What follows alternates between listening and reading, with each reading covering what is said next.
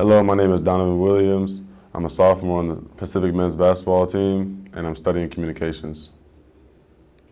Donovan, thanks for being with us. So, as a transfer coming to a new school, I mean, Oklahoma State is not small by any means. Tell me about that, the process. The transfer portal right now is such a unique concept, I think, for a lot of people. Tell me about that process and why you chose to come to Pacific. It was a tough process. It's like one of those things that you can't get a feel for unless you're in it. People will always have their outside opinions on what certain things are like, but you really can't experience it until you're in the moment. And it was like a really love-hate relationship with the transfer portal, because one day you had 30 coaches calling, and one day they would all be gone, and then like maybe a couple would stick around, but then they would find somebody new, so then they were gone. So now you're like, fortunate for me, that wasn't the case completely. Obviously, I had a school to choose from. I had a couple of schools that I came down to the wire on, and I just chose Pacific because I really trusted Coach Perry. It was hard for me to trust another coach, honestly, after my experience the last 2 years. So it was tough at first, but I'm a trust-giving person until you break it. So I gave my trust to Coach Perry, and my parents did, and everybody in my circle did, and he hasn't failed us yet. So now that you're here and you've met everyone else, aside from Coach Perry, you've met your other coaches, you've met all your teammates. Tell me about what that culture is like here, how you're meshing with the rest of the team. I'm meshing pretty well. I think it's a lot different from Oklahoma State. I've really had to adapt because obviously it's a smaller school.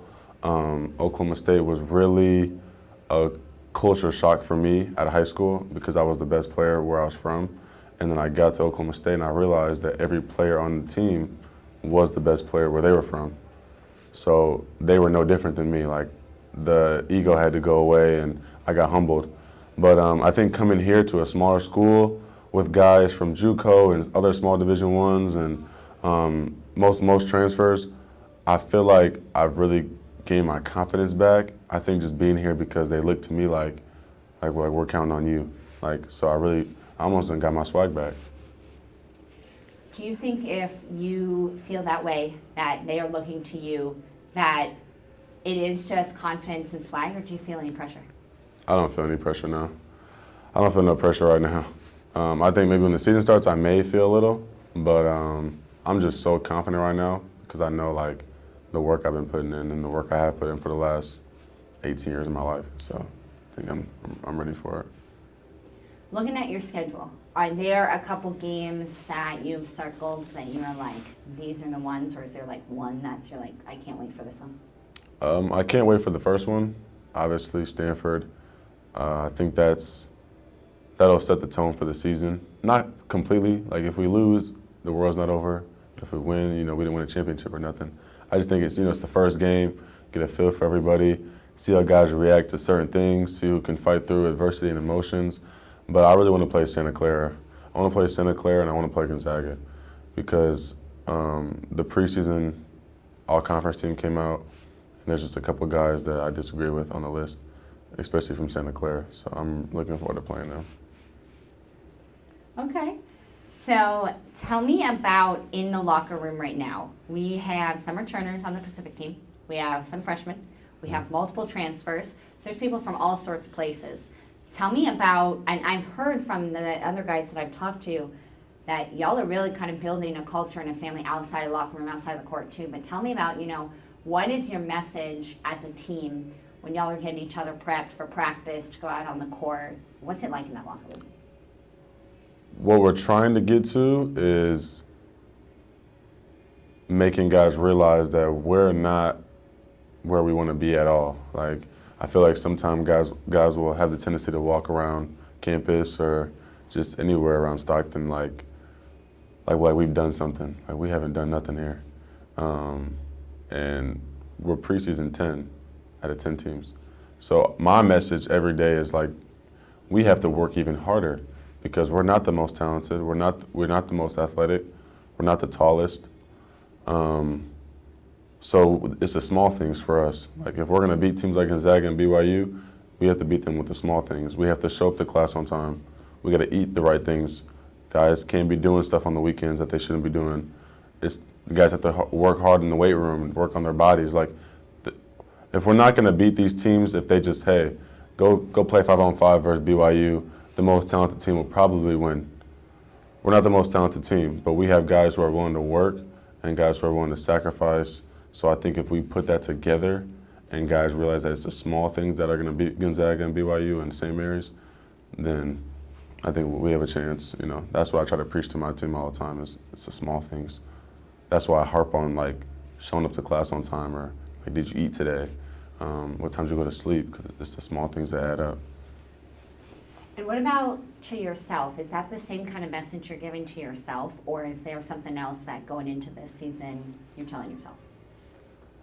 It's kind of both ways because I'm kind of stuck between like congratulating myself, but also I'm stuck between I got so much more to prove. But like I'm fighting the urge to prove it to anybody. Like I don't want to prove it to anybody. I don't want to get revenge on Oklahoma State for how they treated me or whatever they did, because I found out that you can't be successful and have revenge. You got to pick one, and I'm picking success over revenge every day.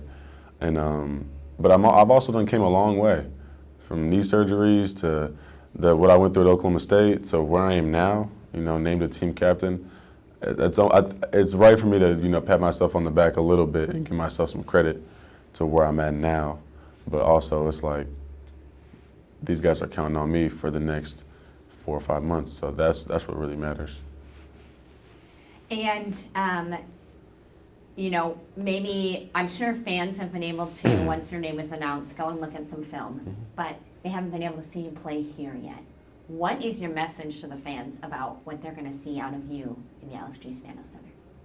They're going to see the same guy every single night in terms of intensity, effort, communication, scoring, shooting. I'm just one of those guys that you would want on your team, but you wouldn't want to play against him. Like, I'm a guy who you want on your team, but you wouldn't want to play against me. Like, you probably are like, geez, like he's tough. Like, he's gonna be tough.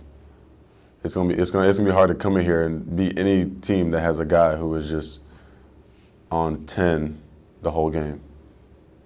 So I have a lot of belief in my abilities to impact games, and I think fans should be excited.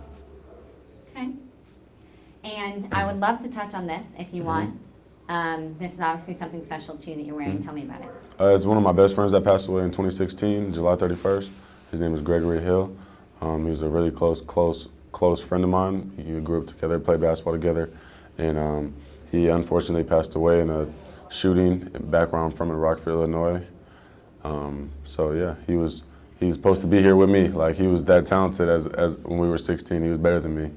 So since he can't obviously be here, I wear him on my neck because he deserved it. He deserved to be playing college basketball. So yeah. And on that note, you said he should be here with you, and you brought him with you. You also have brought others with you from Illinois.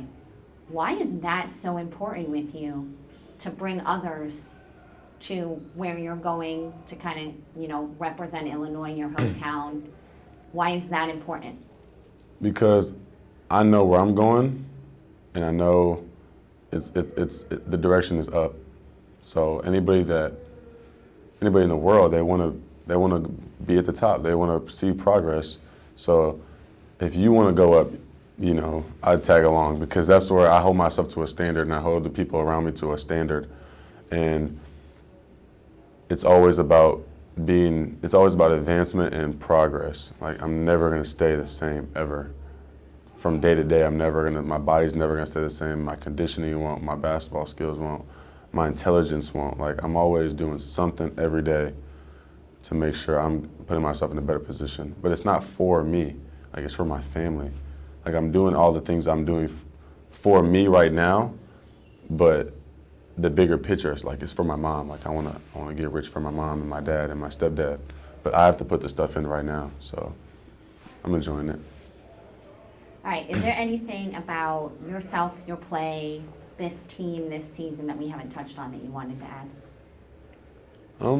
No. I feel like it's a team that I don't want to say we're a wild card. I would say when we first got here, we were a wild card. Like, I was thinking every night, like, man, how are we going to be? Because one night we're looking really good, and then the next day at practice, you got guys coming late, guys come in, not ready. And but I think we're getting there. I think Coach Perry's putting us in a position to where we're starting off the right way, so we don't get down 20, and then guys want to wake up, and we don't, So I think the culture we're building here is good, but culture takes a long time to build. It takes years to build. So we're kind of having to speed the process up. So I think it'll be fortunate to come watch us play for anybody, because I think we're a team that you can see potential.